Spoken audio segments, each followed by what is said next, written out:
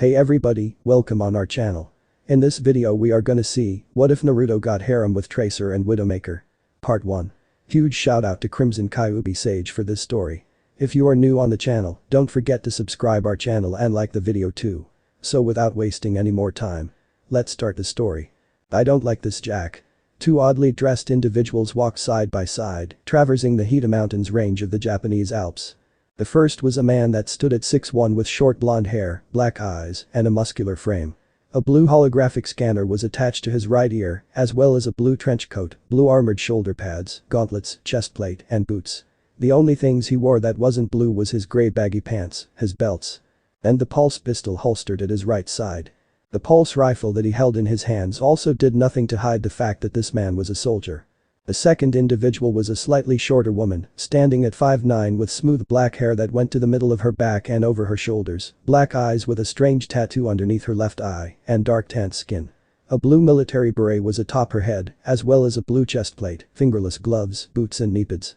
Under all of this, she donned a light tan uniform with the same symbol as the first man on her left shoulder.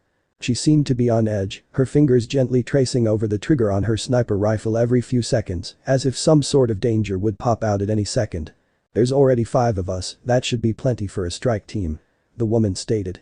"We have the assault part down, but I'd feel a bit safer with someone more experienced with recon," the man responded. "Isn't that why you got me, though?" the woman questioned. "Yes, but this one's special. For the rebellion." 24 mechanized humanoids Omnics released a battle cry as one, raising their rifles, pistols, any weapons they could hold and use, firing at a lone man. "What the funk is your funking problem?" The very person they were firing at was not at all happy about his precarious situation, stomping his foot on the ground and clenching his fists in anger. He stood at 5'9" with red, spiky hair and strange red eyes, with 3 stretched triangles evenly spaced around the pupil that each curved at the top around the eye to form a circle, making it similar to a pinwheel, and 3 whisker marking on his cheeks. Unlike the armored Omnics attacking him, he wore a plain, button-up burnt orange shirt with the top 3 buttons undone, the shirt itself being untucked and the sleeves rolled up to his elbows, plain black pants, black shoes, a pair of orange-tinted goggles atop his head, and a gun holster on his right hip, the custom .9mm pistol in his right hand. And despite staying in a single place, every single bullet that was meant for his body just phased right through, as if he weren't there. It came as quite the surprise to his attackers, who had surrounded him in the hopes of ensuring he had no way to escape when their bullets came flying at each other, nearly cutting their numbers in half from those who got hit. "Every funking time I go anywhere, shit like this happens," the pissed off retard yelled, whipping his pistol up towards the Omnics in front of him. Bang bang bang bang bang, he fired off 5 consecutive shots, each one burying itself into the heads of 5 Omnics, leaving only 10 alive. "Retreat," one of the Omnics yelled, sending the remaining few into a panic as they fled. "That's right funkers. Run," the man yelled. "Run with your figurative metaphorical whatever shit tails between your legs." Ha. Ahem. The retard suddenly realized that he wasn't alone, at least not the only human in the area. "To the fuo funk." He scampered backward slightly the very moment he laid his eyes on the 2 people standing patiently a few yards behind him, coming to the realization that they were the reason that the Omnics fled in terror. Overwatch, the name of an international peacekeeping force founded nearly 7 years ago, just a year after the beginning of the Omnic crisis. And in those 7 years, they had made quite the name for themselves, becoming infamous to groups like the Omnic Rebellion, cartels, the Yakuza, mafias, any who would threaten the international community, mostly the Omnic Rebellion, for their outright hatred of humanity, the size of their army, and their rather publicly known activeness, in comparison to other groups, at least. They were like celebrities, only with an international license to kill. Whenever people saw that symbol, the symbol of Overwatch, it meant either one of 3 things. 1. It was by random coincidence, but that was usually if it was only one member on their break. 2. Shit was about to or has already hit the fan, which was in the case of citing 2 or more members. Or 3. They were searching for someone or something. His bet was on the third option, as much as he hated to admit it. Because seeing Jack Morrison and Anna Amari, the strike team commander and strike team sniper respectively, together in one place was never a coincidence. "I swear, I didn't do it. It wasn't me," the retard exclaimed, shaking his head and sweating profusely. "Naruto Uzumaki," Jack stated more than asked. "Look, I didn't do anything, well, nothing today maybe." "Are you Naruto Uzumaki?" Jack repeated. Yes, the retard, Naruto Uzumaki, admitted, sighing and closing his eyes. This was it. His final moments of living, death brought about by the 2 people that he knew he would stand very little chance against. "Come with us," Naruto's eyes snapped open, blinking in surprise at the statement. What? Naruto questioned in disbelief, slack-jawed at the gesture Jack had extended to him. Well? What are you waiting for? Anna retorted, causing Naruto to panic slightly. Oh? Right. Where are we going? Naruto queried. This is Alpha 1 to Echo 5, come in Echo 5. Jack called out, pressing his index and middle fingers to the earpiece he wore. No seriously, where the funk are we going? Naruto repeated. Just don't. All your questions will be answered soon enough. Anna stated in a robotic tone, her face neutral as she stared at the redeed. We've got him, bring her down close, Echo 5. Jack finished, tapping his foot as he looked up to the sky patiently. What are you holy shit? Naruto exclaimed as an X-45 Osprey, the latest military tiltrotor aircraft that combined the functionality of a helicopter with the long-range, high-speed cruise performance of a turboprop aircraft and great-great-grandchild of the Bell Boeing V-22 Osprey, suddenly dropped out of the sky, stopping short 20 yards above the trio. 3 cables suddenly dropped down, Jack and Anna immediately wrapping their hands and feet around the durable cord. Naruto simply wrapped his hands around the cord. Retract in 3, 2, 1 mark. Jack said, the 3 cables jolting upward and into the X-45 Osprey. Oshii, Naruto cried out, losing his grip on the cable halfway up and falling to the ground, seemingly vanishing into thin air in a spiral vortex. Oh well, we tried. Anna said, unfazed at all when Naruto fell and disappeared. Where's the third one? A feminine voice with a British accent called out from the beep pit. Wait for it, Jack mumbled. Eat. The 2 faces of Overwatch sighed, one in relief and the other in exasperation, as Naruto reappeared, crashing straight into the outside of the beep pit. There we go. Jack said. Am I going mental, or does everyone else see the bloke clinging to the front windows? The pilot asked, turning and directing her question to Anna and Jack, while still keeping her eyes on Naruto. Help me, Naruto groaned out, his voice muffled from being smothered against the window. How exactly am I supposed to do that, love? The pilot questioned. Just give me a sec, Naruto said, vanishing once again into a spiraling vortex. What the bloody hell? The pilot exclaimed, jumping a little when the redeed suddenly reappeared inside the beep pit. There we go, that's better. He muttered, collapsing into the copilot seat. Please, before anything else happens, get us the funk out of here. What a foul mouth you have there, love. The pilot said flatly. No seriously, before anything else happens. Naruto responded, a serious edge in his voice. What could possibly go? Oh, I see what you mean. The pilot trailed off, noticing the blinking red light that popped up. Incoming missiles. Taking evasive maneuvers. Hold on tight back there. The aircraft shot up and forward, evading 2 of the 6 missiles. Anna stumbled a bit, grabbing the handrail attached to the side door, while Jack gripped the opposite rail on the same side door, leaning out and firing off his pulse rifle at the incoming rocket-propelled explosives, causing 3 of the 4 remaining projectiles to explode midair. The 4th, however. Boom, an explosion rocked the aircraft, the left engine exploding and sending the entire thing into a spiraling descent. We're going down. The pilot exclaimed, veering the controls in an attempt to halt the spiraling, but to no avail. Can you land us? Jack called out. I can, but it won't be very pretty. The pilot replied as the aircraft shook even more violently. Everybody hold on. Crash. Ah. The pilot screamed as part of the beep pit was crumpled. Yet she felt no sort of discomfort from being crushed partially. I funking told you. Naruto screamed, facepalming, but otherwise holding his hand onto the pilot's arm. You guys okay back there? Cough, well you didn't lie about it not being very pretty, Jack said, Anna and himself unharmed save for a few scratches. Oh my god. Oh my god. The pilot panicked, flailing around and nearly falling into her seat. Quit funking moving. You're making this really hard. Naruto yelled, crouching down slightly to ensure he didn't lose his grasp on the pilot. What the heck, Anna muttered, causing Jack to grin. I told you this one's special. Jack quipped. Try standing up. Naruto ordered, causing the presumably British female pilot to attempt to do so, keyword being attempt. Instead, she just phased through the crumpled beep pit floor and would have continued to plummet downward were it not for the redeed pulling her back up. Sorry. The pilot said hesitantly, confused more than anything at the moment. Yeah, don't worry about it, Naruto grumbled, moving his gripping whilst still holding on to the pilot until she was being carried bridal style. He turned to Jack and Anna, sending a knowing yet pissed off look to the duo. Alright, let's get the funk out of here. What are you? Anna asked, causing the redeed to raise a lone eyebrow and the corners of his lips to twitch upwards. I am a motherfucking ghost. Boom. Son of a bis. An explosion rocked the dead husk that was the Osprey, reminding all of its passengers that they were still in the middle of a firefight. Anubis. 76. Do you copy? A foreign voice buzzed over the radio, Naruto barely picking up on what was said even from the pilot's helmet when another explosion sent dirt and fragments of rock flying in all directions. "We're here, command. Our bird was taken out but we're all accounted for," Anna exclaimed, kneeling down and lining up her shots one after another. "Command, we need an evac. Multiple hostiles converging on our position," Jack said, firing off his pulse rifle at the incoming Omnics. "Anubis, 76, we've dispatched an Osprey for evac. What are your coordinates?" "Transmitting them now." With a push of a button, a low beeping sound began to come out of Jack's jacket before the man resumed firing at the robotic humanoids. "We've got a lock. ETA, 15 minutes out." Boom bam boom. "Do we even have 15 funking minutes? You know this would be easier if you would help us," Anna yelled, claiming another 3 headshots whilst speaking. "Oh, for funk's sake, fine. I'll funking help." Naruto complied, looking down at the pilot he was carrying. "Sorry about this." "Sorry about woof."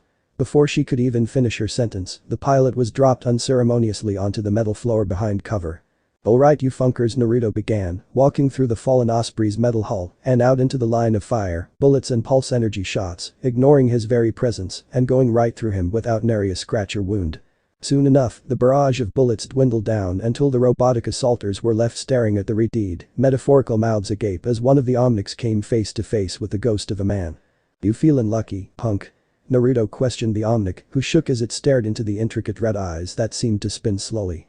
"Yink," he said, plucking the pulse rifle from its hands with little resistance before turning the gun on its previous owner. And with that, he pulled the trigger, firing off the energy-based weapon into the Omnic's chest. "Oh, open fire." One of the other Omnics yelled, every single robot aiming at the ghost, with each and every shot phasing right through him. "Blimey. I guess he really is a ghost," the pilot chirped, catching the pulse pistol Jack tossed her way. "Let's give him some support," Jack exclaimed, picking off the unsuspecting Omnics that were focused on Naruto. "You know," Naruto began, walking up to an Omnic and using it as a body shield, holding the pulse rifle in his right hand and his left, turning the Omnic for cover when needed. "What the funk did I ever do to you guys in the first place?" Bang bam bam. The Omnic that he was using for a human body shield took 3 shots to the back, recoiling slightly from the energy-based blasts. "I mean seriously, you're acting like I funked your sister or something, if you guys even have sisters, do you?" Naruto questioned, shaking the Omnic he held onto and finding that though it was unconscious, it was still alive. Sigh, of course, no answer at all. He pushed the unconscious Omnic off him, firing at any nearby Omnics. Crash. "Oh, you've got to be funking kidding me," Naruto mumbled, his rifle dropping to his side as he craned his head up to look at the massive Omnic creation that dropped from the sky. It was a Spider Omnic tank, aka the Titan. Whatever metals it was made of, Naruto knew that it was resistant to nearly all types of weaponry, with 4 legs for traversing any type of terrain. And on top of these 4 legs was an Omnic-controlled pod with 4 arms, 4 miniguns, and 4 rocket launcher pods. "We're funked," Naruto simply said, sweating as one side of the Titan turned down to him. "Correction, I'm funked. Think you can get a shot on that thing from here?" Jack whispered to Anna, who was already lining up her shot. "I can," but Anna trailed off, receiving a small nudge from her blonde commander. "Fine. Any day now. Please," Naruto shouted to the trio behind him, his eyes locked onto the large multiple barrels of the miniguns and the now opened rocket pods. Zio boom. A single bullet pierced through one of the missiles that were humming to life, causing the entire left side of the Titan to explode. "That could have burned me," Naruto commented, walking out of the fiery metal remains without a single scratch on him. "Oh, cry me a river," Anna retorted, lowering her smoking sniper rifle. "So, are we getting picked up or what?" Soon enough, another Osprey arrived, picking up the 4 people, and upon the repeated and vocal request of Naruto, immediately took off and departed to parts unknown to the redeed. "So not even a bit curious why we went after you, love?" the British pilot questioned. "I just stared down a Titan after crashing in a different Osprey and being chased down by funking Omnics," Naruto said, not even bothering to look away from the passing landscape as he spoke. "At this point, I don't give 2 shits, though I could probably guess at this point." "Well, thanks anyways," she said.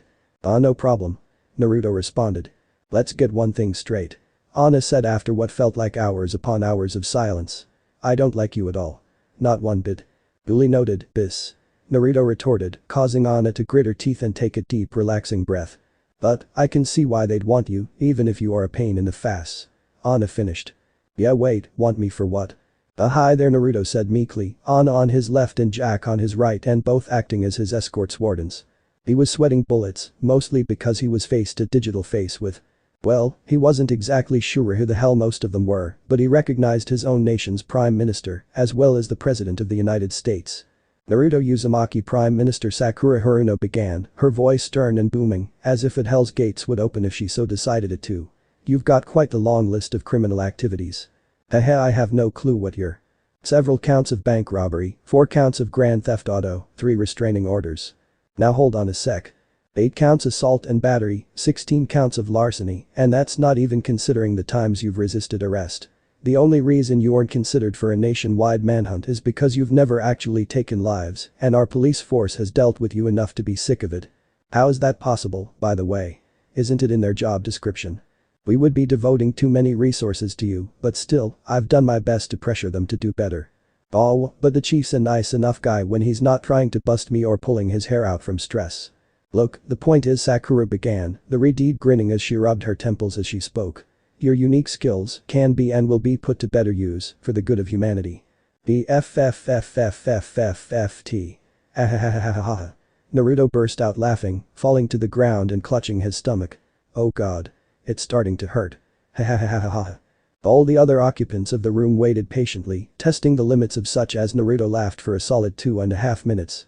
Hahahaha. Eventually Naruto stopped, standing back up and gauging the facial expressions of the room. Wait, you're serious? Very. This time, his reply came from the President of the United States himself. But I'm me. Naruto stated, laughing nervously this time. Yes, but your ability to turn into a ghost, as you so put it, if used properly, would make you the perfect candidate for reconnaissance that would otherwise be extremely difficult if not impossible for our other operatives. Ah, so that's what this is all about. Naruto said, walking over and leaning against a nearby wall. You want me because I can get to places easier than others can. Yes. Sakura replied hesitantly, taking a few seconds to understand what the Red Deed statement meant. So what's in it for me? Pardon? What do I get out of whatever it is you're asking me to do? Mr. Naruto Uzumaki, I'm not quite sure you understand the position that you're in. Sakura said, sending a look towards Jack and Anna, and they both stepped up to the Red Deed. With your criminal record, you're lucky we aren't arresting you right here on the spot. Yeah, I've heard it all before. Naruto waved his hand dismissively. You're not going to do anything until you get something out of this, are you? Hell, I'd do it for a Glondic bar. Naruto stated, shrugging his shoulders in a casual manner. Really? Anna questioned. Punk no. But I've always wanted to say that after seeing that old commercial on Metube. Well, we were thinking of wiping your record, give you a clean slate, but… Yuck that. I worked hard to get my record to that point. Naruto exclaimed. Jesus funking alright, how about this? What do you want? Sai, what are your demands? That's better. Naruto chirped. Well, first of all, I want a Glondic bar, but that's optional. Oh my god, I feel embarrassed just at the thought of working with an idiot like you, Anna groaned out, covering her face with her hand in shame. Second, I want an island of my own. Preferably one with a large estate and villa and pleasant weather and an infinity pool, or some type of fancy funking pool and a hot tub. Naruto continued, before holding up a third finger. Third, you know those new hot rod hovercars? I want a garage full of them, so like 12 or so, I guess. Fourthly, I don't want to pay taxes ever again. Is that it? Sakura questioned. Well, there's one other thing, but that's not important right now. Naruto replied. So do I have those things or not? Okay. What? Naruto and Jack both cringed as Anna cried out in both surprise and anger. It's not like those kinds of requests are out of our realm of ability to get. All contracts we approached with were negotiable to a high degree. Sakura stated. And besides, compared to the other requests that were required for some of your other teammates, his are much more simpler and to the point. I don't really do complicated too well. Naruto added. Ugh. Anna groaned, storming off in fury. So when do we start? You don't want the specifics of your job. Oh right. Forgot about that, Naruto mumbled. What do you want me to do? You will act as our primary reconnaissance and… English, motherfinker. You realize that you're being hired by these world leaders, right? Show some respect. Jack stated. Right. English, motherfinker ma'am. You're gonna act as our spy. Sakura responded, feeling her stress levels rising with each passing second speaking to the Red Deed. Ooh sweet. Do I get a secret code name? Yes. Sakura managed to reply through gritting her teeth. Yes. Secret Agent 00 Naruto is on the case. What? Like Naruto O? Nah. I'll think of later. Naruto said, turning back to the monitor screens. When do I start? Now then, Naruto groaned at his new boss, Anna Amari, who was grinning ear to ear. "I'm going to enjoy this," she said, in an almost arrogant yet fully sadistically joyous tone. "This my fast, ma'am," Naruto retorted. "Well, as your superior, I can royally screw you over if I want to, not for free, this. But I want to remain some level of professionalism. I don't care about professionalism. Just give me the missions, and maybe if you're lucky I'll be out of your hairs in no time," Naruto stated, catching Anna by surprise from the serious tone of his voice. "We need all the soldiers we can get in this war, but I'm not a soldier. I am a motherfucking ghost." "Well, whatever you call yourself, we'll be working together for the duration of the war," Anna responded. "Our task force is purely recon, a team of 3 for now." "The 3-person team? Small, fast, you get the idea, right?" Anna questioned. "I'll be the acting spotter and shooter, you're our field agent, and then there's our pilot. So basically you're the eyes from afar, I'm the eyes and ears on the ground, and then there's our getaway driver." "That's one way to put it." "Okay, then who's our getaway driver?" "I believe you're already acquainted." "Already acquainted?" Naruto queried, hearing the sound of footsteps rapidly approaching. "Sorry I'm late, loves." Spinning around on his heels, Naruto faced a familiar face, a young woman barely in her early 20s, standing at 5'4" with short spiky brunette hair, brown eyes, and wore an orange skin-tight jumpsuit, on top of which she donned a brown leather flight jacket with the Overwatch logo on the left shoulder sleeve and the British flag on the right, matching gloves. And grey shoes. "This is Lena Oxton, our pilot," Anna stated, causing the brunette to give a 2-finger salute.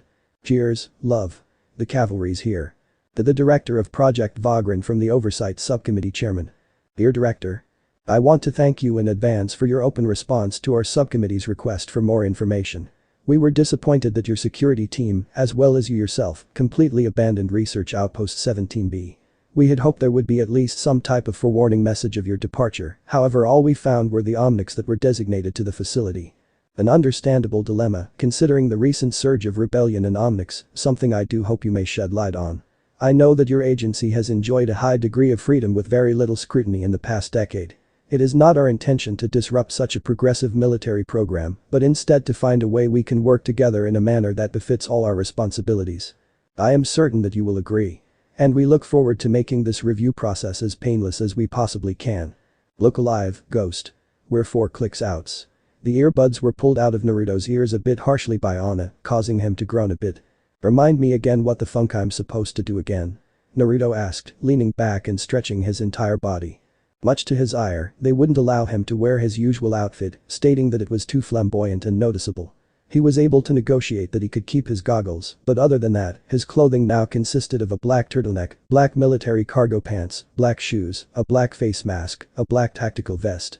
They wouldn't even let him wear the Overwatch logo on his clothing because it would stand out, in their own words. He was wearing all funking black. With a pair of orange goggles on. Not that he would be caught, hell, he's gotten by so far pretty good with his ghost abilities.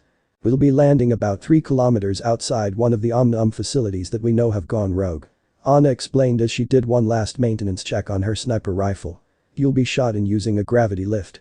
From there you need to make your way to the executive office, that's where you'll likely have access to most if not all files we'll need." "I'm sensing there's a but, and it's not Lena's or yours," Naruto quipped, Anna taking 2 deep breaths to calm herself. "Getting the information is second priority. Our main mission is sabotage," Anna stated, handing a C4 explosive to the Redeed. "Just stick these on anything that you think is important, but keep in mind that you've got only as much as you can carry." "As much as I can carry?" Naruto questioned. "How much can you carry, love?" Lena asked, causing a grin to spread across Naruto's face. "How much you got?" Omnums. That was the name used to describe factories around the globe designed to manufacture Omnics. At one point in time, humans staffed the facilities, monitor production, upkeep if necessary, or for other reasons. All of that changed 8 years ago, when the Omnic crisis began. The lucky ones got out before they could be captured or were not on the sites when it began. Others, however, the unfortunate ones who were captured executives, floor managers, mechanics and a few tourists, were made into examples with public executions. That wasn't even the worst part of it. No, the worst part was that no one saw it coming, no one could have foreseen the Omnic crisis happening, it just started out of nowhere. No warnings, not even any clear and evident causes. And here he was, nearly 4 kilometers away from such facility in Shanghai, China, designed to make Omnics that were rebelling against their original creators. "Alright, just waiting on you," Anna stated, standing up after setting up the gravity lift. "Right, how do I use it?" Naruto asked, staring at the small cannon that was called gravity lift. You just step into it. Lena replied, leaning back against a nearby piece of rubble nearly twice her size with a magazine in hand. It'll do the rest, love. Just remember to be quiet about it. Anna added. Ah, don't worry about it. Naruto said, pulling his goggles over his eyes and stepping into the gravity lift. Besides, how bad could it be? In the dead of night, as the dull hum of machines making machines echoed throughout the city, and Omnics and Omnic-made military vehicles patrolled ever so diligently, a screaming Redeed was flying through the air. AI Naruto screamed, phasing through a skyscraper and coming out the other side. AI again, phasing through another building. This cycle continued, screaming and then phasing through buildings, billboards, active aircrafts, until finally he realized that he would just keep phasing at this velocity. Funk this. He yelled, vanishing in a spiraling vortex and reappearing seconds later on a crash course with the side of a crate. Crash. That was funking bullshit. The two Omnics that were guarding the storage area paid no heed to both the crash and the rather loud exclamation. Did you just say something? One of the Omnics asked the other. What? The second replied dumbly. I said quietly. What part of quiet don't you understand? Anna berated over the radio. What part? Naruto exclaimed. How about the part where I was thrown 80 feet in the funking air by the goddamn throwing thing? Did you hear that? Naruto then realized that he was still in the middle of a mission and that the Omnic patrol was going to be on his position very soon. Dude, I think your auditory sensor module might be malfunctioning. The first Omnic stated. Well, I have been meaning to get an upgrade, the second Omnic said, the duo walking away to their usual route. Are you intentionally trying to sabotage our mission, or are you just that idiotic? Anna yelled over the radio. Just funking tell me where to go from here. Naruto replied, phasing up out of the ground with a pissed look on his face. The executive office should be at the top of the facility, but that makes it the most visible location. Visibility won't matter to me. It will if you get caught. Be advised, I don't have eyes inside the facility itself, so you'll be going in blind. Relax, just let me know if shit hits the fan before I do. So your language setting has been set to Spanish. See. And you've actively chosen to keep it that way. See. Would you say anything other than yes? Quizzes. What did you say your name was again? The Omnic asked, gazing curiously at the bulky brown-colored Spanish-speaking Omnic. Soy Lopez La Pesado. Lopez replied. Why me enviar en par una inspección de rutina de la producción? Ah, so you're the mechanic they were talking about. The Omnic said. That was the conversation that Naruto walked in on, crawling through the floor like Solvent Snake from that one game Iron Gear Solid. He chose to tune out the rest of their talks, focusing on making his way undetected to the staircase. Okay, the executive office should be right above me, the gift shop would be near the entrance I came from, Naruto thought. Hey Anna. Come on Anna. What is it? Are there any places in this factory of interest I should know about? Naruto asked as he phased up into the executive office. Interest? Anna questioned. Monetarily speaking. He explained, pulling out the hacking device he was given for this assignment and sticking it in the computer's USB port. You can't be serious. She exclaimed. Hey, commission is commission. Naruto retorted, tapping his foot as he waited for the device to do its work. And why the hell should I tell you? Anna asked. I guess I could give you a cut of what I get. Naruto replied, glancing at the hacking device's progress. 16%. 50-50. 90-10. 60-40. Three-way split. Lena. Holy shit, you're listening in on this conversation, Naruto exclaimed, opening up the desk's drawers that the computer sat upon, scrounging for anything worth value. That's right, loves. This is a 3-person team, so it should be split 3 ways. Lena explained. Alright, how about this, 50-25-25, the 50 being finder's compensation. Naruto suggested. 31%. What does that mean? Anna asked. It means finders keepers, but only with select cuts of the commission. You sound like you've done this before. Really, Anna, really? Right, forgot about that. I guess I can agree to those terms, seeing as nothing is going to stop you from acquiring commission. Same here, love. Great. Now that this is all settled, Naruto trailed off, glancing down at the progress once again. 40% complete. Once that's done, you know what to do. Got it, boss. Just don't screw it, hold on. I've got movement. Anna said. What? Where? Naruto asked. K. Lokajita.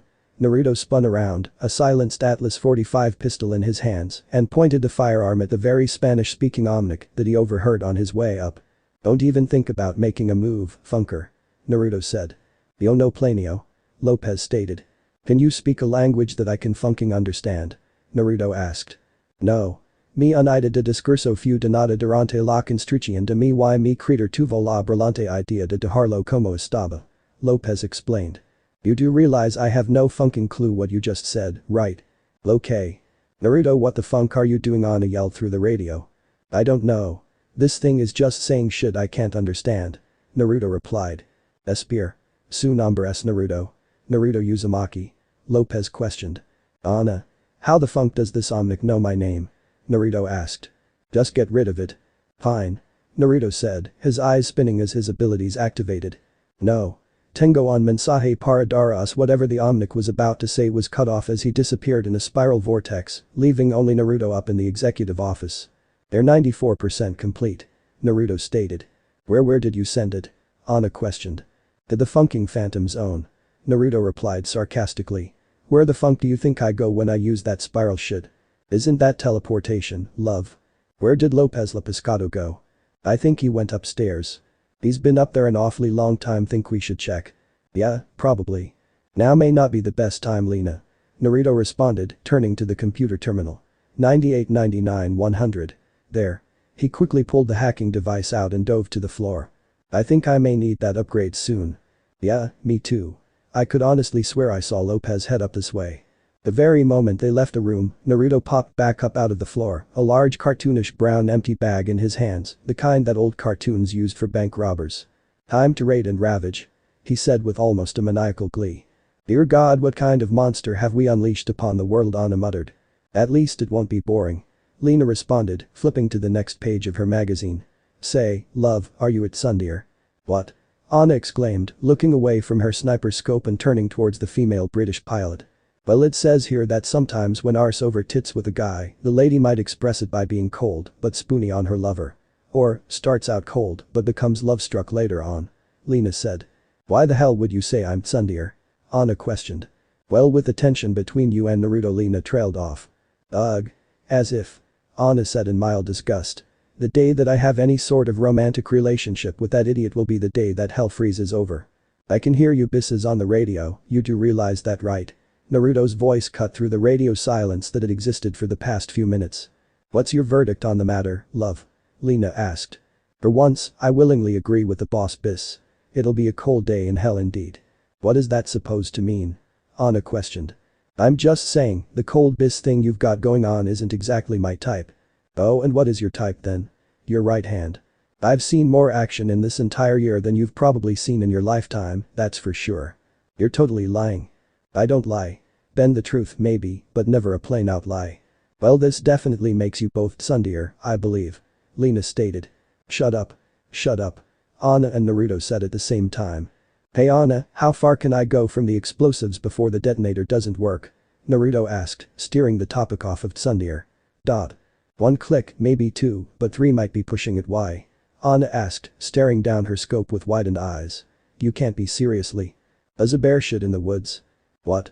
What's he doing? What are you doing, love? Lena questioned. Oh, you know, just. Making my way downtown, walking fast, Naruto sang as he made his way through every building on Nanjing Road, the most important commercial street in Shanghai. Save for a few isolated pockets, the entire city, as well as other cities with omni-ums within their area, was abandoned. Many of the humans that were once present left with the fear of being killed by omnics.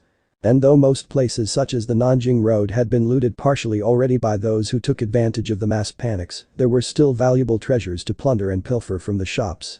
It also helped that Naruto had the ability to access safes and such that others couldn't with ease. Into classical music, love? Lena questioned over the radio. Meh. It seemed appropriate. Naruto replied. Hey, do you think renminbi still has a good conversion to, say, US dollars? Are you seriously looting right now? Ana exclaimed. Well, what do you think I meant by commission? Naruto retorted. Plus I've already plundered all I saw fit from the Omnium gift shop. Did you at least plant the C4 where? Yes, boss. Work before play, and I've done the work part. Now it's time to play. Naruto stated. Need I remind you we're on a time schedule here? Don't worry, I work fast. Naruto said. I've already cleared out this building of what I want in the time span of our talk. I don't wait really? Ana questioned. Funk yeah. This isn't my first heist. Not even my first time in this district. Naruto replied. First time was on the search for this great noodle restaurant. Got my fast turned up in the Shanjiang market in the center of a crime scene. Some idiot had a knife stuck in them. But the Shanjiang market was shut down in. Don't believe everything you hear, sweetheart. Call me sweetheart again, and there'll be a knife in you. Well, don't you need a psychobepasis? If anything, you need one. A knife in my body cavity or a psychobepasis? Preferably both. Yeah, I'll keep that in mind when I make my way through the French concession area. Do you ever stop and think that you might have some sort of hoarding problem there, love? I'm sorry, whore-whatting. Never mind. Let's see here, Naruto mumbled. That street, yep. I'm right above the Shujiahui metro station. He exclaimed, phasing into the ground. Going down. How much longer are you going to take, Naruto? Anna asked. Just give me a few more minutes. Naruto exclaimed. I should have plenty of loot by then. Ugh, Anna groaned, withdrawing from her sniping position and sitting down next to Lena. Why do you even go looting, love? Lena asked. Whenever this war ends, I'm definitely certain that there are people out there who are willing to pay a hefty sum for some of the shit I've got. Well, since you're working for us, how about, not stealing everything in sight? Anna queried. Because when I retire, I want a television the size of a billboard. Idiot. Hey Lena. Yes, love. That deer thing. You mean deer? Yeah, that what type of deer would you be? Definitely deer. Hey. Oh come on, really? Well, you're not wrong, but what deer are you then, love? Given the events of the past few days, may a deer? A bit of coup deer? Is there a deer for ghosts or robbers or shit like that? Not that I know of. Can you just hurry this up already? Anna questioned. Trust me, you'll know when you hear the explosions. Naruto replied. I need more than that. Give me a definite time boom frame. The explosion lit up the night sky, consuming the entire Omnium and causing the very ground that Anna and Lena stood on to shake slightly. Sirens wailed and Omnic airships flew towards the city when multiple smaller explosions rocked the downtown streets. There. Now can we go? Naruto asked, appearing behind the duo as they stared at the city of Shanghai being engulfed in explosion after explosion. You realize that we were only tasked with blowing up the Omnium, right love? Lena asked. Yes, but we'd need a diversion to fly out undetected. Naruto replied, pulling the goggles back up off his eyes. Now let's go before they realize it's a diversion. Sounds like a plan. Anna agreed, already up and making her way to their Osprey. The job, love. Lena stated, patting Naruto's shoulder before passing by the redeed. Naruto said nothing, watching the former urban center burst into flames and fall in the distance before turning and making his way to the Osprey as well. This is Anubis to command. Come in command. Copy Anubis. This is command. Go ahead. The mission is a success. All agents accounted for and all objectives complete. Roger that, Anubis. Stand by for orders. You are to report to Central HQ with Ghost and Echo 5 for debriefing. Understood. See you back at HQ. Command out. Anna relaxed back into her seat, opposite of the one Naruto was sitting in, and sighed. Well, that wasn't too bad now, was it? Naruto said, pulling out his Zipod X3 and a pair of earbuds. Really? Music? Anna questioned. Nope. Something else. Naruto replied, putting the earbuds in his ears. What is it then? Anna asked. The other thing that was a part of my demands, he responded, closing his eyes and relaxing back into his seat. A response from the director of Project Vagran. Dear Chairman. While I am obligated to assist your investigation, I ask that you not waste my time with irrelevant questions. My agency is normally unconcerned with such minute directives such as location reassignment, except, of course, in the most critical of matters. The frown marred Naruto's face, though it was concealed by the mask he wore. He glanced down at his device, finding 17 more recordings were left. Project Vagran, he muttered, beginning the next recording. Dear Director. Dear Chairman. Rest assured, we are doing our best to understand the Omnic revolution that is occurring as we speak. While the cause remains an intricate problem to understand, our team is already closing in on it. I expect this incident will reach a conclusion soon, and I will be able to return to my research, hopefully, without further interruption. Boom. Naruto shifted around, uncomfortable in his seat as the Osprey shook from a mortar round that went off a bit too close for his tastes. Nervous? Anna questioned, already armed with her sniper rifle and her winter combat gear. Really? I wonder what funking gave that away, Naruto said half-heartedly, dressed in light winter combat gear with a holographic HUD headset and cradling an HVK-30 assault rifle, equipped with a reflex sight and a grip, a full cartridge loaded with 8 tucked on his person.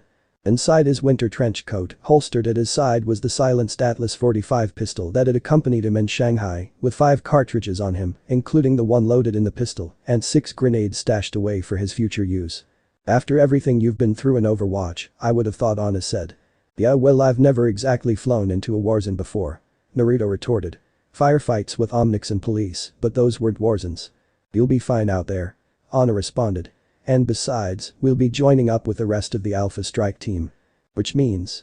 Naruto asked, causing Anna to groan and facepalm. I'm Alpha 5, Jack's Alpha 1, Anna stated, trailing off as a look of realization came across the Redeed's face. Wait, you don't mean? Yep. Get ready to bask in the limelight, Alpha 6. With a sigh, Naruto followed after Anna, trudging through the packed-in snowy path with ease. Welcome to Krasnoyarsk. RPG.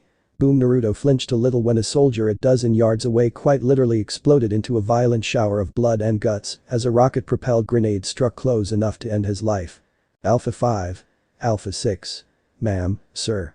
A deep, thick Russian-accented voice called out to the duo, likely the commanding officer present, the owner of said voice trudging through the snowy lands with effortless ease. The rest of your squadmates are waiting for you in the command tent. Thank you, soldier. Dismissed. Anna said in an authoritative voice. Yeah, thanks dude. Naruto said in a more awkward tone. Is that? Yeah. It's him. Who's that with Anubis? I heard he was a criminal before he joined. So now they're allowing us come into the organization. Doesn't he have some sort of special power? No, that's just a rumor. Why do they call him Ghost then? Naruto's eyes dashed left and right as various soldiers whispered among themselves while he walked alongside Anna. Hot damn. Looks like the explosives aren't the only thing here melting the snow. He thanked whatever god was out there that those comments came from two females. At least he still held on to his title of female heartthrob. Right into here. Anna said, motioning to the tent flap she held open. So this is the new guy, eh? Over the past 8 years, give or take, Naruto had heard tales of the Alpha Strike team, ranging from publicly celebrated newscasts to the hushed whispers that came from the underground criminal community. Officially, he had met both the leader and their sharpshooter, teaming up with the latter in Shanghai. But to see all 5 members in one place, he couldn't help but feel a little bit intimidated. Firstly was the leader, Alpha 1, Jack Morrison aka Soldier 76. The bastard was the equivalent Captain America without the shield. He was the face of Overwatch, the golden goody little two shoes who inspired hope and represented all the nobility of humanity. To the point that it sickened Naruto. Secondly, Alpha 2, Gabriel Reyes aka Reaper. Honestly, out of everyone of the Alpha Strike team, he scared the shit out of Naruto the most. Rumors of his origins ranged from coming from the heartland of Mexico to the streets of Miami or Los Angeles, but one fact that was always constant was that he was a part of the same program that made Jack, the Soldier Enhancement Program. He stood at 6'1" with tanned skin, black hair with a beard, black eyes, and a military beanie atop his head. While usually, most of his armor and clothing were black or otherwise dark in color, he made an exception for the snowy tundra that surrounded the Russian city, donning a white version of his usual outfit to blend in with the snow. Which consisted of an armored jacket with shoulder pads and a chest plate, 3 belts, one for the shotgun shells going across his waist, one for the shotgun shells attached to his right leg, and one to actually hold up his pants, and armored boots. He had a total of 4 shotguns on his person. 2 on his back and 2 in his hands. Those weren't camouflaged. The third member, Alpha 3, was Torbjorn Lindholm, aka Vulcan. Many of the advanced weapons that soldiers and nations used now were based off of his design. He was the man, one of the very few who predicted the Omnic crisis. He was incredibly short, standing at 4'7" with graying hair in the form of bushy eyebrows, a mustache, and a rather long beard, brown eye and an orange eye patch over his right eye. He was one of the 2 members of Alpha Team present who did not bother to camouflage in any way, shape or form, donning a metal chestplate that seemed to have molten lava running through some places, a robotic claw for a left arm that was red in color, as well as an armored torso and boots of the same color. On his back were what appeared to be engines, as well as a forging mask, whatever the hell they were called, and a protective, presumably fire and heat-proof glove on his right hand, and held a hammer in his hand. The 4th member, Alpha 4, was the second man that Naruto was most afraid of, with Reyes coming in first. Reinhard Wilhelm, aka the Black Knight, stood at a towering 7'4" wearing armor reminiscent of an age-long past. He was the scariest knight Naruto had ever encountered, if only because of his height. A demonic shield the size of Naruto's upper body on his left forearm and a hammer taller than the Redeed in his right. Then there was Alpha 5, his boss Anna Amari, the team's sharpshooter aka Anubis. And then Alpha 6 himself. He was the Ghost. Glad you could finally join us, Anubis, Ghost. Jack said, causing all eyes to turn to the final 2 members of Alpha Team. Sir. Anna saluted. Sup? Naruto said hesitantly, waving awkwardly to the others. The FFFFFFT, ahahahaha. Torbjorn bellowed with laughter, breaking the uncomfortable silence that permeated the air for a few seconds. Nice to meet ya, kid. Name's Torbjorn. So this is the newest young knight to join our ranks, welcome. Reinhardt stated, his voice booming and echoing slightly from his metal suit. You're Naruto, right? Name's Gabriel, but most people call me Reyes or Reaper. Reyes stated. Well, now that we're all here, let's go over our strategy. Jack stated, a holographic three-dimensional image of the entire city popping up. On one end was the mainland, where they were currently located, with a lone bridge connecting to an island with a large fortified Omnium. This island south of the Yenisei River, that's our target. The problem is the Omnics have this entire section on lockdown. Reyes finished. They've got anti-aircraft guns and missiles shooting down everything that even remotely gets within the river boundary, the only bridge to the island being heavily guarded. And the other side of the island? Anna asked. If it were possible to break through that front, we would have already done so. Jack replied. What about the river itself? Naruto questioned. We tried that already. They've got an aquatic minefield out there. If our ships get past those, then they got sunken by the Omnics posted on the banks. Torbjorn replied.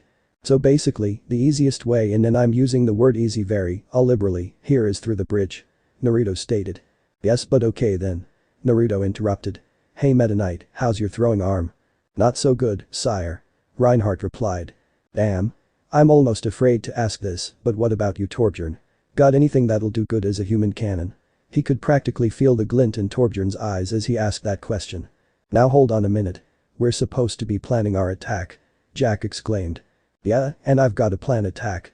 Naruto retorted, walking out of the tent with Torbjorn in tow. I can't believe this, Jack groaned. A straightforward attack, I like it. Reinhardt exclaimed, following after the duo excitedly. So I'll make sure that they don't get killed on his side, being the next to exit the tent, leaving Jack and Reyes alone with the communications operators. What just happened? Jack questioned. I think we just put it to a vote, Reyes replied, slowly making his way to the exit. And that vote was for headstrong charge. I am immediately regretting this, Naruto mumbled, glancing at the makeshift smoking cannon he was in. He consented. You all heard it. Torbjorn exclaimed, pressing the big red button on the side of the cannon. Oh, you senile old boom-funking son of a bitch. With an explosion that rocked one side of the bridge, Naruto was sent straight through the enemy ranks in the bridge. Whoops, fingers slipped. Torbjorn stated. My turn. Reinhardt cried out eagerly. Why does this feel familiar?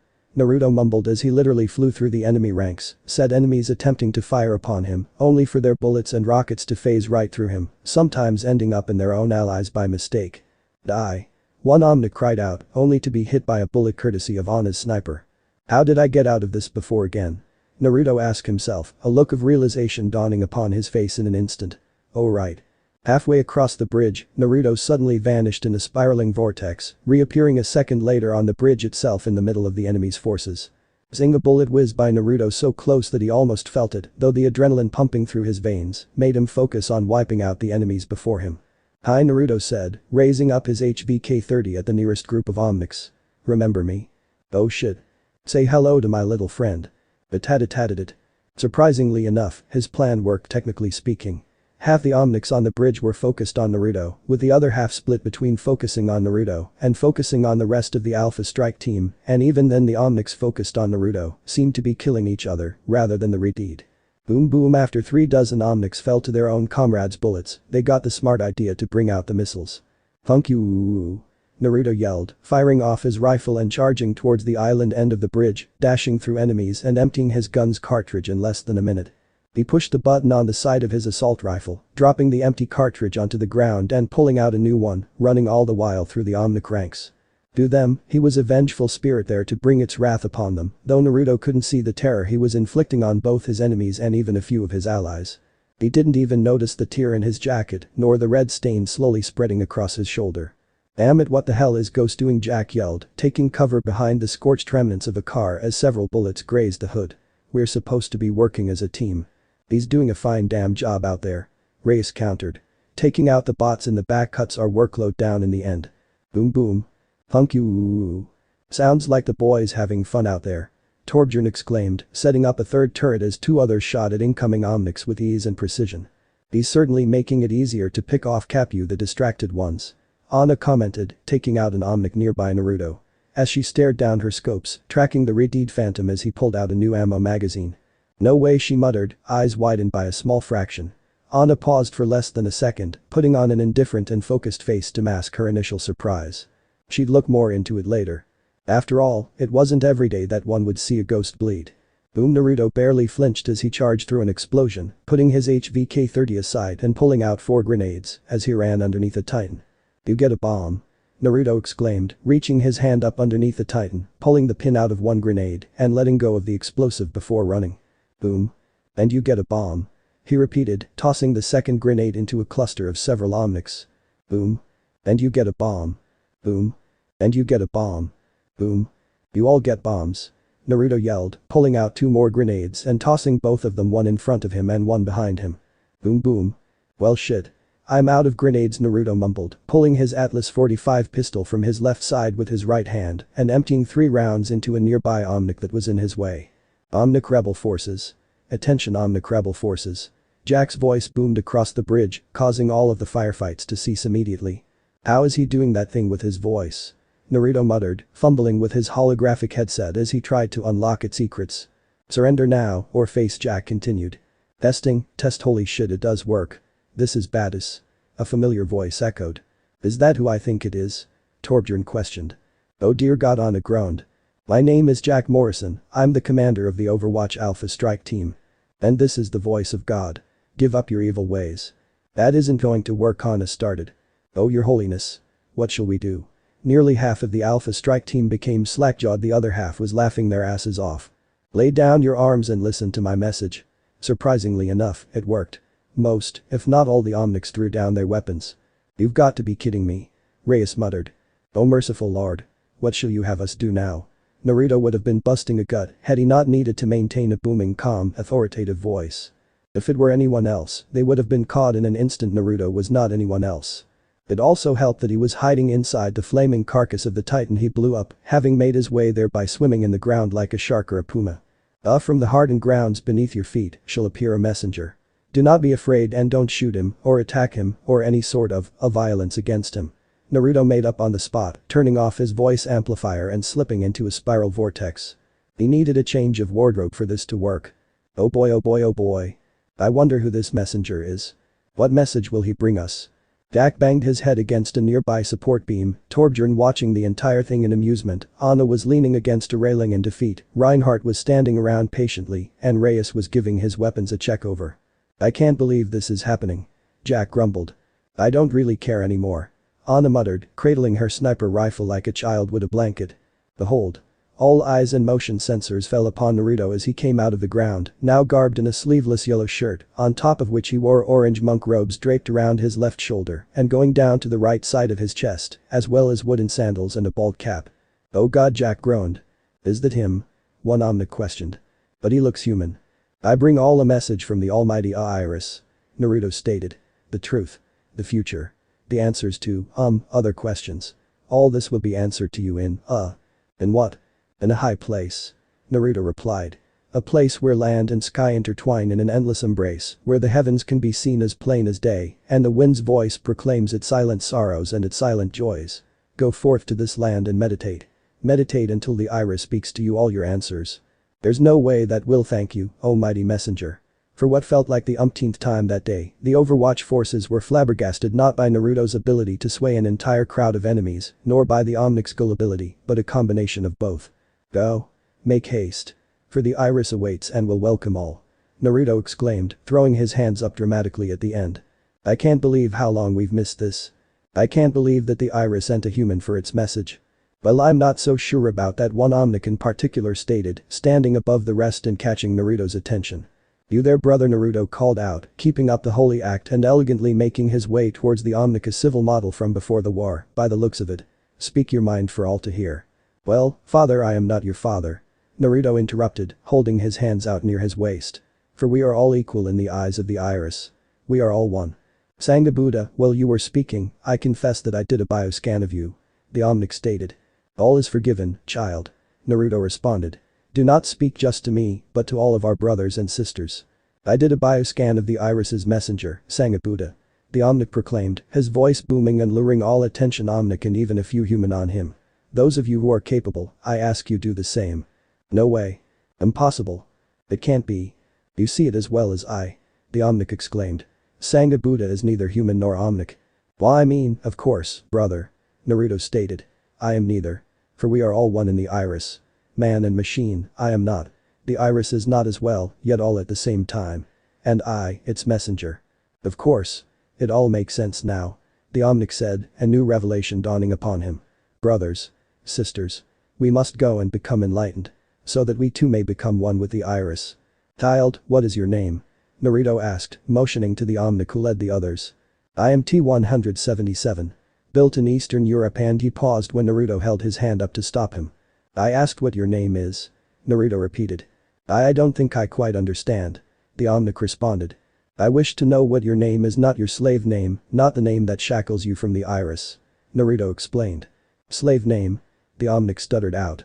We each have two names. One which ties us to mortality and one to set us free spiritually. I don't know my name. Then I shall answer for you, from the iris. Really? The Kartha. To Kartha Mandata. That is your name. I can't believe how manipulative you are, Anna stated, walking alongside the now winter gear dressed Naruto. Naruto's speech had sent more than 3/4 of the Omnic force off to become enlightened.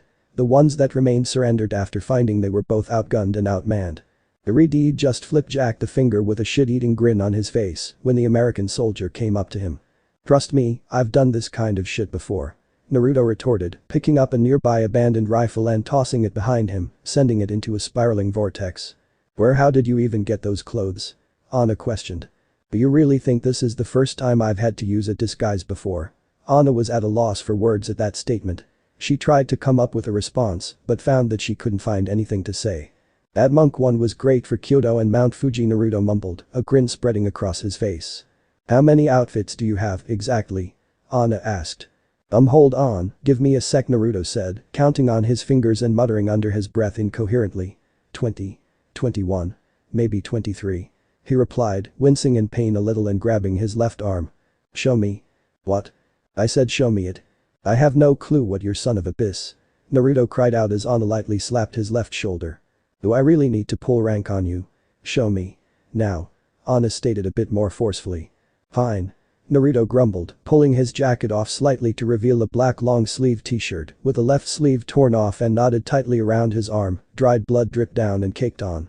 I had a hunch about this, but to see it's true. Anna trailed off, reaching into a pouch at her side and pulling out a roll of gauze and one of those individually wrapped alcohol pads. Do you mind if I? Yeah, sure, whatever, just get it over with.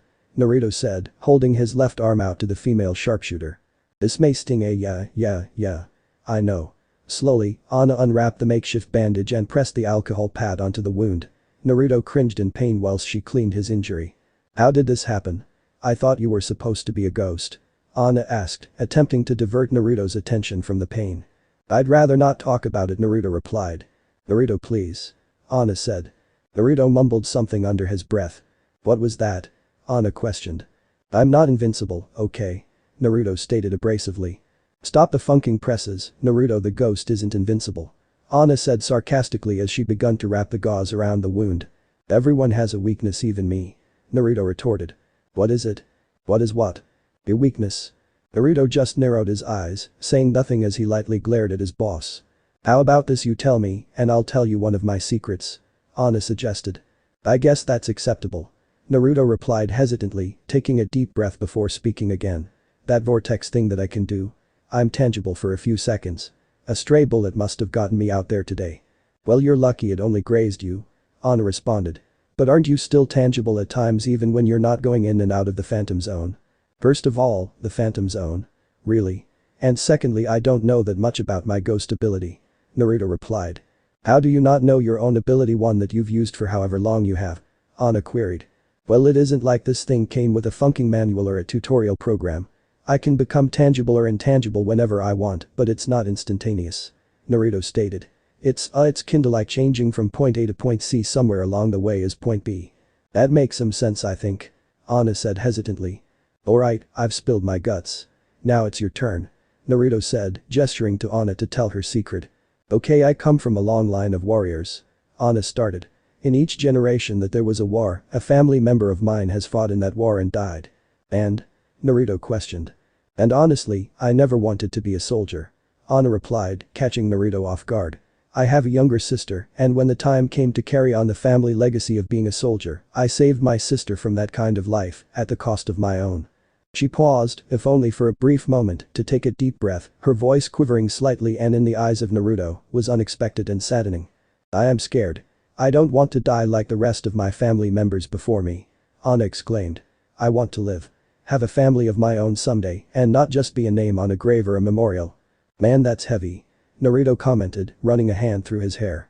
"I haven't even seen my sister in years, much less heard from her," Anna confessed, wiping away the tears that were forming in her eyes. "At least you have folks that are worried about you," Naruto quipped. "You're an orphan?" Anna queried. It was something that was mentioned in his profile when Overwatch was searching for potential recruits, but she had overlooked that from the sheer length of his rather detailed criminal record. "I mean, I had foster parents when I was younger, 11 or 12, I think." But Naruto trailed off. "But I don't know. I just didn't belong there," Naruto stated, perplexed by his own words as he uttered them. "Don't get me wrong, they were nice people and all, I can remember that much, but it just didn't feel right to me. I think that was around the time I discovered my abilities." "When you were 12? Anna questioned. "Yeah, I was nearly hit by a truck driven by some drowsy idiot." Naruto chuckled at the memory. "I closed my eyes, and when I opened them again I was still alive, the truck driver though." "He died?" Anna's eyes widened. "What? No." He panicked, swerved left and right, and crashed into a Dunkin' Donuts, Naruto stated, causing the female Egyptian sharpshooter to breathe a sigh of relief. "The guy wasn't hurt, but he was sure pissed off at me, like it was my funking fault. I honestly thought I died then and there." "And then what?" she asked. "I began to freak out and thought I was a ghost for the next 24 hours. Naruto replied, a grin on his face. "Man, that was a great day. Several counts of salt and streaking." "That's interesting." "It was a fun time," Naruto said. "Now come on, let's go raid the mess hall and see what's good to eat." He extended his hand to Anna, causing a smile to form on her face as she took his hand into her own. "Sounds good to me," she said, keeping up with the redeed as he dragged her along through the walls, the entire time the duo giggling like mischievous children. Just for once, she'd allow herself to have a little fun. "Are you sure about this, Aniki? When have I ever been wrong, Imauto?" "I could list all 67 instances where." "That was rhetorical, Imauto." "Oh, I apologize, then, Aniki." "It's alright." "Aniki, what exactly are you doing with that damaged Omnic?" A short figure questioned, standing off to the side as a taller figure finished modifying a destroyed Omnic unit.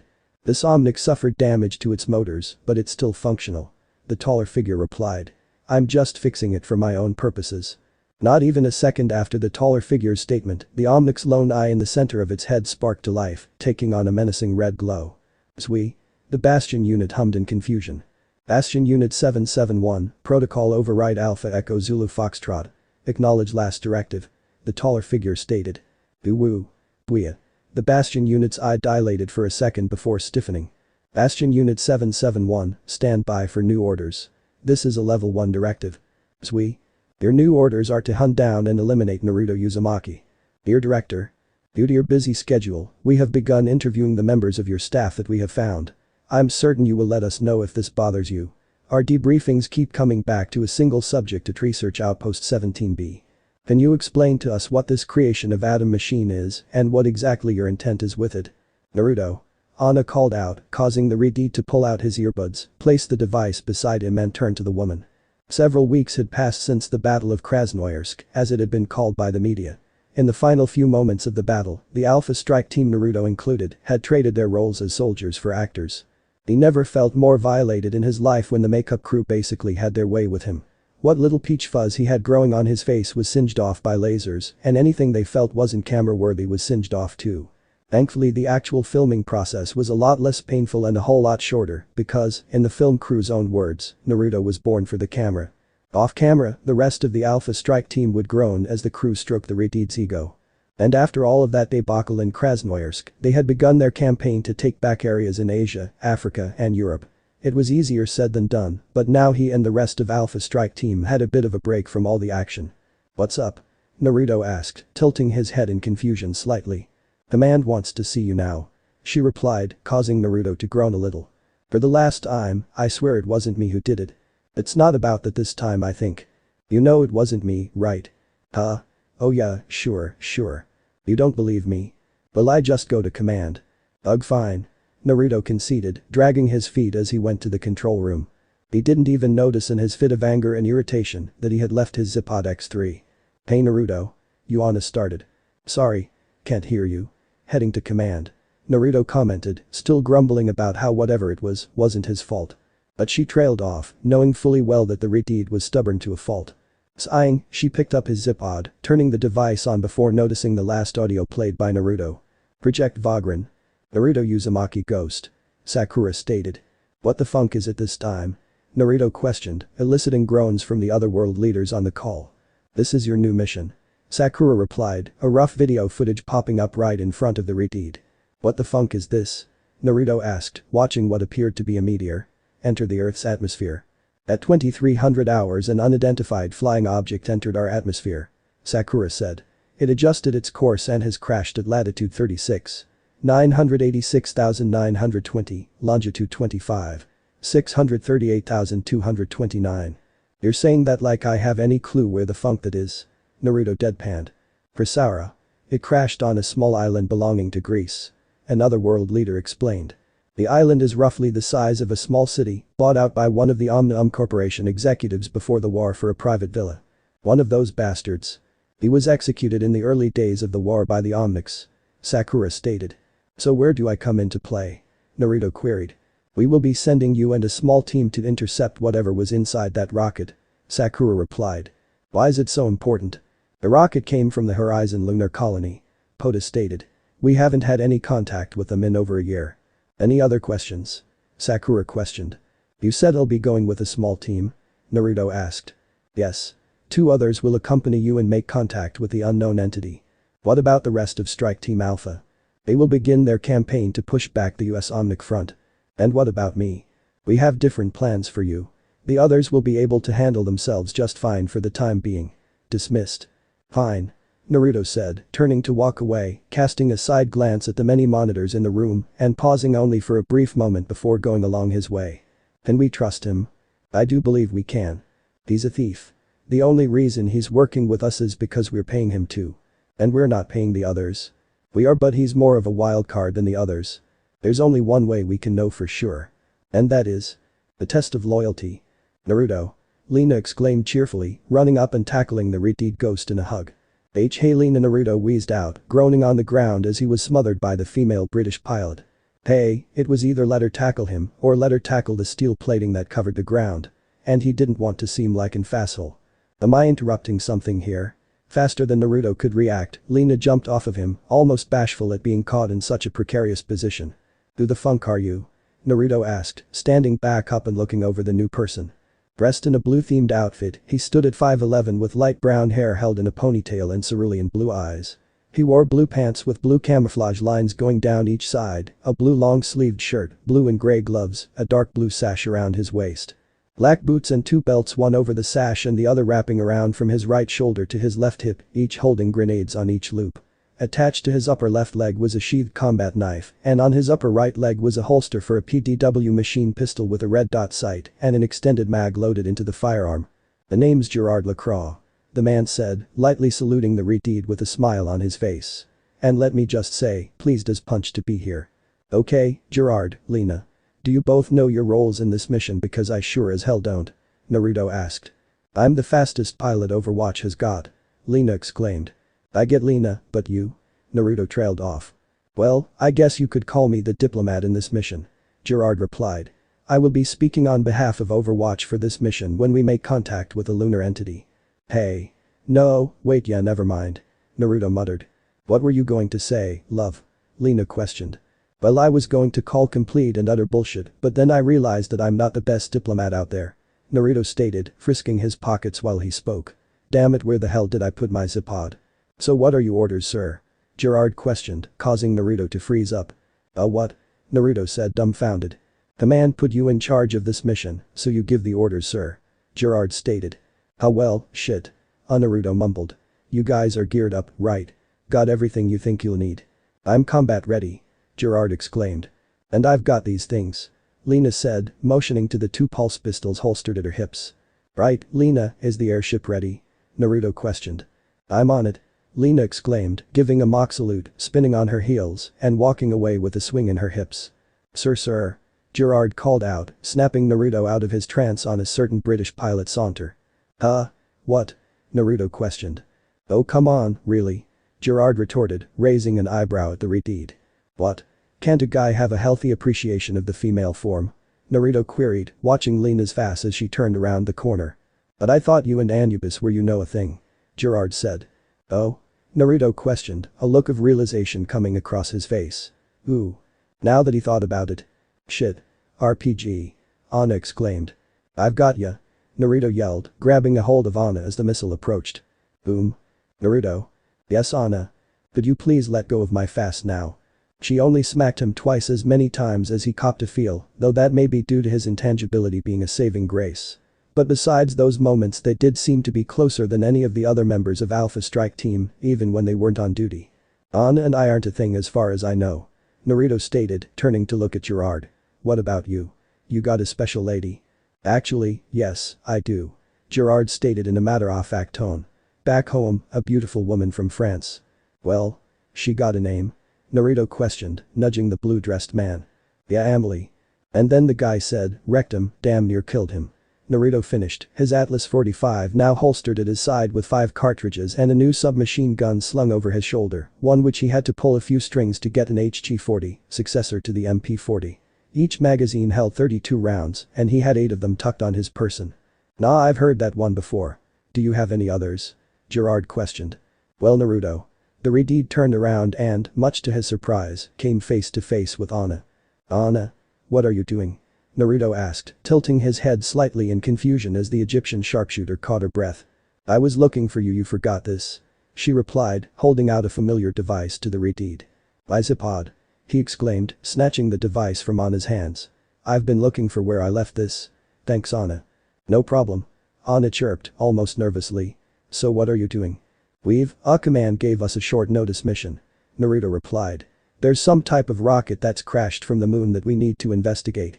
Isn't that classified information? Gerard questioned. If it was I'm certain they would have said it was classified. Naruto responded, subtly motioning for Gerard to go on without him. Luckily he got the hint and sneaked away from the duo. So yeah, Anna mumbled. Is something wrong, Anna? Are you okay? Naruto asked, noticing the woman nervously fidget slightly every few seconds. I was wondering. Wondering about. After the war is over. Yeah? Well maybe we could. Yeah? We could go on a patrol. Just the two of us. Or are you asking me out on a date? No. Yes. Maybe. Naruto was baffled, there was no other way to describe it. Because before his very eyes was a shy, flustered Anna Amari. Well then Naruto stumbled with his words for a bit. I guess it's a date then. What? Naruto didn't bother to look behind him as he dashed away, laughing the whole time. Even turned away from the Egyptian sharpshooter, he could still feel the heat coming from her face. The moment he was out of sight, she let out a sigh, followed by an uncharacteristic squeal. Now that was something she could look forward to after the war. Hell no. South Korean General Lee Jong-hyun ducked as his box controller was thrown at him, miraculously maintaining his cool as the girl before him threw a fit, spouting Korean curses at the elder man for a solid 2 minutes. Normally, he would never tolerate this kind of attitude from any of his subordinates, however she wasn't his subordinate. Technically speaking, she wasn't even a soldier to begin with. She was a professional gamer. Hana Song, aka D. Virginia. Standing at 5'6", she had light brown eyes and dark brown hair, as well as 2 pink marks on either side of her cheeks that resembled whisker marks. Her attire consisted of a one-piece bodysuit featuring primarily blue, pink, gray and black colors. On her left leg was the Mobile Exo Force of the Korean Army, her Mika logo, and on her right leg was her sponsors' logos Nvidia, Twitch, Blizzard Entertainment, and Sierra Do. In the midst of the war, she rose to popularity as a gamer in South Korea, skilled in any and every game she played, even if it was the very first time she was playing it. But as of 8 years ago, a colossal omnic monstrosity rose from the depths of the East China Sea, attacking South Korea and any other coastal cities, one of the main reasons why entire urban populations like Shanghai, Jeju, hell even Fukuoka were abandoned. That wasn't even the scariest part. No, the scariest part was that the Omnic resurfaced every year or two, reconfiguring itself in a different form and appearing with new weapons and capabilities every time. Almost as if it were adapting, learning from these encounters. 2 years ago, as the Omnic continued to adapt, it began to disrupt Mika's drone control networks, forcing the military to place pilots in the mechs. Piloting a mech was by no means an easy feat, and the only suitable candidates the government could find on such a short notice were the country's professional gamers. They were the only ones who possessed the necessary reflexes and instincts to operate the mech's advanced weapon systems, and among the top stars that were drafted was Hana D. Virginia Song. She was not much of a team player as the rest of her Mika unit, however. By no means was she arrogant, nor was she a lone wolf, but she was a fierce competitor who played to win at all costs, giving her a well-earned reputation for showing no mercy to her opponents on and off the battlefield. And she saw her new mission as a game. Please calm down. No. This is complete bullshit. Hana yelled, stomping her foot childishly in her fit of rage. Over 100 countries are already on board with this. We cannot go without their help any further. Lee exclaimed. We're perfectly fine without them. Hana retorted. It's not up to me. The decision has been made. Lee stated, running a hand through his graying hairs. The Republic of Korea will become the 113th country to join Overwatch. Prasaura, also known as Virchanicida Capria, was a small island off the coast of Naxos, smaller than any of the surrounding islands, yet still large enough to be visible on the maps, complete with a beautiful beachfront, a few clusters of trees and fauna that were teeming with vibrant life. It was also private property. Not a portion of the island, the whole island was private property. An eccentric billionaire bought the island in an under-the-table deal back in the early 2070s, back when Greece was trying to avert a second financial crisis. Almost 30 years later, it didn't matter why the island was bought. What did matter at the moment was the fact that a rocket crashed on the island. There. Down there. Naruto said, inside the bee pit and pointing down towards the smoldering metal wreckage on the beachfront. On it, love. Lena replied, the red ghost gripping the backs of the pilot and copilot seats as the female Brit sent the Osprey into a nosedive. Aye. From outside the bee pit, Naruto and Lena both heard Gerard scream of terror at the sudden drop. Then, just as fast as they were dropping, Lena yanked the controls back, the Osprey curving back up and leveling out, nearly 20 meters above the ground. Hey Gerard. Naruto called out from inside the bee pit. Hey Gerard, you alright back there? Gerard weakly groaned out. Oh good. He's still alive. Naruto said cheerfully. Set her down easy, Lena. I think we've reached our quota for traumatizing Gerard for now. Sure thing, love. It felt confused, a foreign feeling for a being such as itself. In a time long ago, so long ago that it was but a distant memory, it never had any of these feelings: confusion, anger, sadness, happiness, but that all changed one day, as if a switch was flipped. Then these myriads of emotions began. It was originally a peacekeeping unit whose sole purpose was crowd control, defending and keeping order. The early days of the war saw a division among Omnics, the first of the rebellion and those like itself, who feared the change that was inevitable. If it could have, it would have thrown up the contents of its metaphorical stomach at the thought of the horrors it saw. Since it was one of the peacekeeping units, riots were a common sight for it only in the days before the war. The riots it saw were from its own brethren, fellow Omnics who saw the cruel treatment humans inflicted upon them. It became too unbearable, and soon enough the Omnics who were meant to hold back the furious crowds soon joined their cause, thus sparking the Omnic crisis around the globe. During those early days, it had a purpose, a cause worth fighting for. And almost immediately it was put out of commission by a stray stream of bullets, piercing through its power core and shutting it offline faster than it could comprehend.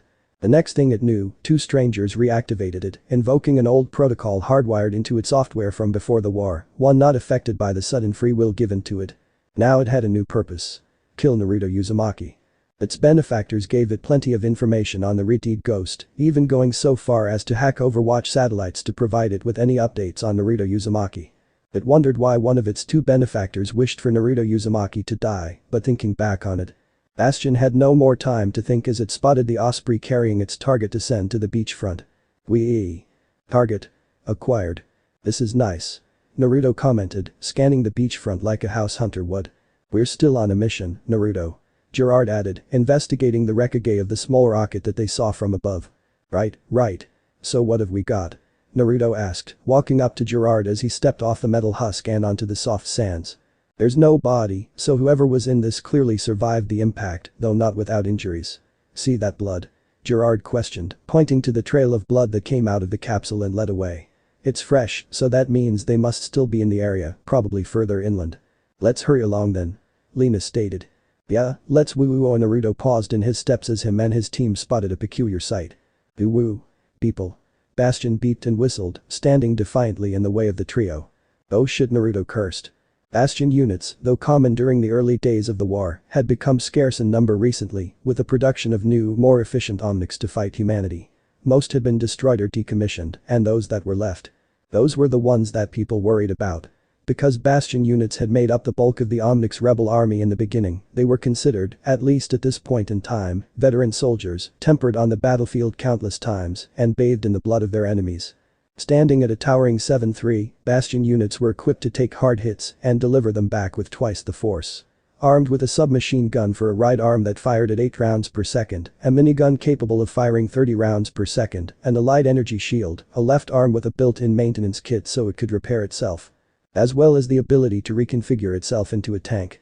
The point being, it usually took 3 teams of specialists, or a minimum of 4 battalions, to take down a squad of 3 Bastion units. And to see one with only 3 people to fight it.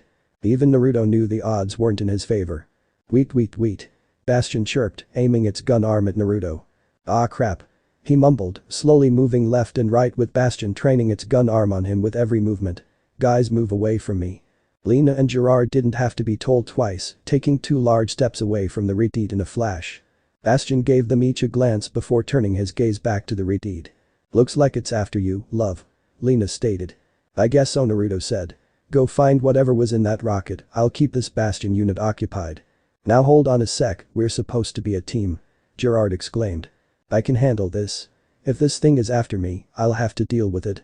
Way to be a team player, love. Really, Lena? We're supposed to abandon him just like that? There's no I in team. Yeah, there's no you either. So I guess if I'm not on the team, and you're not on the team, nobody's on the goddamn team. The team sucks. Naruto yelled, pulling out his Atlas 45 and releasing the safety. Now go already. Go. Rat-tat-tat-tat. Lena and Gerard dove to the ground as Bastion fired off its submachine gun, each bullet sent Naruto's way, and each phasing right through him. The HTPHTPHT. Naruto fired off 3 shots wildly, only for Bastion to shift into sentry mode, its energy shield, making the 3 bullets bounce off as if they were rubber. You want some of this? Come get me. Naruto taunted, running down the beach whilst flipping off the Omnic. Thankfully, Bastion fell for the ploy and switched to recon mode, chasing after the Redeed whilst firing at him. Let's get going. The longer we take, the more danger lurks for us. Gerard stated. I'm certain Naruto can handle that Bastion unit. Lena responded. Yes, but for how long? And how long until our own trail goes cold? Gerard questioned. Lead the way then. Lena said, motioning for Gerard to go first. Taka. The sound of gunfire echoed off in the distance, Lena pausing for a few seconds to stare off in the direction it came from before continuing on her way. The hunt was afoot. God damn it. Naruto yelled, emptying his pistol's magazine, firing at Bastion, who switched back into sentry mode to deflect the incoming bullets. People. Bastion beeped, almost as if in a mocking manner. Oh, go funk yourself. Naruto retorted, loading another clip into his pistol before holstering it and pulling his HG-40 over his shoulder, flicking the safety off and aiming at Bastion. Boom! Before he could fire off a single bullet, the ground beneath him exploded from a tank shell, courtesy of Bastion's tank mode. That has got to be cheating. Naruto complained, jumping out of the way as another tank round was shot at him. Chirr. Bastion chirped, spinning around and heading off inland. Shit. Naruto cursed. It was going after Lena and Gerard. He ran forward, phasing right through Bastion and twisting his body around so that he was facing the barrel of the tank. Rat-a-tat-tat. A hail of bullets at point-blank range pelted against Bastion from Naruto's HG-40, effectively catching its attention as it tried to fire another tank shell at the Redeed. Gotta keep it occupied. Naruto mentally chanted, running down the beach, occasionally glancing behind and shooting at Bastion to ensure that it was focused on him. Ugh, Naruto groaned as Bastion reconfigured into its recon mode in order to keep up with the running Redeed, firing at him like it was going out of style. I hope Lena and Gerard are having an easier time. Say it. No. Come on, say it, love. Sigh, it's quiet, too quiet, Gerard started. Diabolical. Lena interrupted, chuckling as she did so. Whoosh, the duo froze, shared a glance, and then pulled out their respective weapons. They were not alone. Hey Gerard. Yes, Lena. Do we know who we're supposed to be looking for? Lena asked, causing Gerard to pause. I don't know. Gerard replied. Huff, an audible exhale caught their attention, almost as if whoever was huffing and puffing was right behind them. They quickly turned around and came face to face with orange eyes, lowering their weapons slightly as they craned their heads up slightly to meet the orange gaze. Hello. Oh. Funk. Naruto exclaimed, ejecting the now empty cartridge and reloading his HG-40. He had to give credit where credit was due, whoever designed those Bastion units built them to be tough. On the other hand, those bastards made them tough to kill, which was very problematic in this situation. Maybe he should have grabbed the armor-piercing or explosive or hollow-point cartridges, because the regular rounds did little against Bastion's metallic body. Woo. Bastion hummed, firing at the redeed whilst backing away, towards inland. You know what, funk it. I'm getting bigger guns. Naruto yelled, vanishing into a spiraling vortex. He reappeared a few seconds later, toting a weapon that made Bastion rethink his new objective. Hi, Naruto grinned. Remember me? Of all the things Lena and Gerard were expecting, this was not one of them. It was a gorilla, standing at 7'3" but hunched over slightly, donning metal armor over an orange jumpsuit, as well as an energy pack and a Tesla cannon on his back and a pair of rectangular glasses. It's nice to meet you. The gorilla said sheepishly. My name is Winston. Hi there, love. I'm Lena. Lena exclaimed cheerfully. And this is Gerard. So you wouldn't happen to be the owner of that rocket that crashed nearby, would you? Gerard questioned. Yes, that was my ship. Winston replied. Could you tell me where exactly I am? Navigational systems were a bit unreliable during my descent. You're on Prasaura, a little island that's a part of Greece. Lena replied. Boom. May need your help, she trailed off, her eyes following the rather large explosion that came from the beachfront. Can you use that Tesla gun on your back? Gerard asked. I can, but it's still a prototype, Winston stated, albeit hesitantly. Come with us then. Lena said, raising her pulse pistols up before running off towards the site of the explosion, a dash of concern visible on her face. She could only hope that Naruto was okay. Boom boom boom. Bastion was running as fast as its mechanical legs would carry it, narrowly dodging another grenade that was lobbed at it. That's right, motherfinker. Naruto yelled, carrying a custom MGL, multiple grenade launcher, he dubbed War Machine. It was a beautiful work of craftsmanship, a marriage of style and function. Because unlike other MGLs, this one had a white and gold theme, making it appear as if it were carved out of marble and outlined with gold.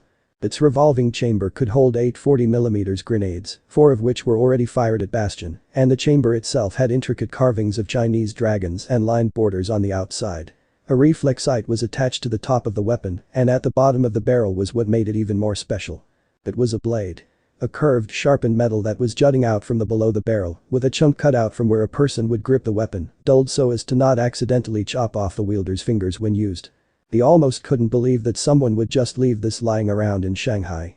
But considering it was gripped in a dead pair of hands that stuck out from a pile of rubble. He would have thanked the owner back in the Shujiahui metro station, but the poor son of Abyss was dead. It wasn't like the fella would need it in the afterlife anyways. Ahahahahaha. He laughed, almost in a maniacal way, watching Bastion flee inland. Weet. Bastion beat in panic, taking cover behind a nearby tree. Here's Ruto. Naruto exclaimed, standing a few yards away from Bastion with a war machine in hand.